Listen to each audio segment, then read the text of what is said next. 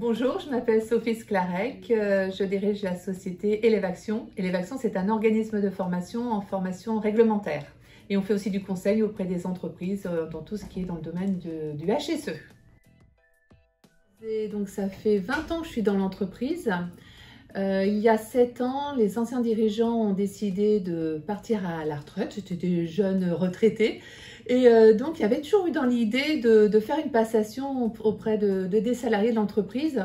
Donc, c'est pas non plus, ça s'est pas fait du jour au lendemain. Enfin, du moins, l'idée n'a pas été dans ma tête du jour au lendemain. J'avais un peu ça en tête, mais sans vraiment y croire.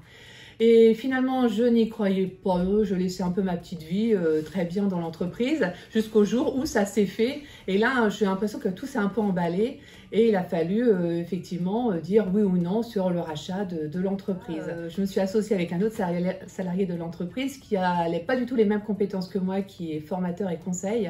Et j'ai de la chance parce que ça fait 7 ans qu'on est associés et que ça fonctionne très bien. J'en ai eu énormément. Et ça peut être vertigineux pour les gens qui vous entourent et surtout la famille et les gens qui vous aiment. Et tous les gens qui m'aiment me disaient « N'y va pas Sophie, il ne faut pas que tu te plantes, c'est une grosse entreprise, c'est beaucoup d'argent. » Donc ce que j'ai fait, j'ai arrêté d'en parler autour de moi parce que c'est vraiment les gens qui veulent absolument vous protéger. Et quand on est dans cet objectif de rachat de société, en fait, il faut vraiment s'entourer d'une bonne équipe. C'est un expert comptable, un avocat. Moi, j'avais pris un avocat fiscaliste pour vraiment bien verrouiller le dossier. Et puis après, il faut tracer et être très concentré sur son objectif. Et pas trop en dire et pas inquiéter les gens qui vous entourent.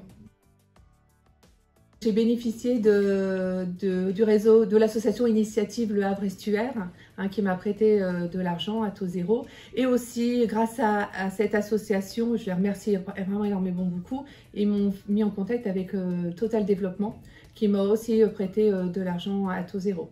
Et à l'époque, le réseau Femmes et Challenge n'existait pas, mais c'est sûr que je les aurais sollicités à ce moment-là. Il faut être honnête avec soi-même, c'est-à-dire qu'il faut se donner tous les moyens pour réaliser son projet.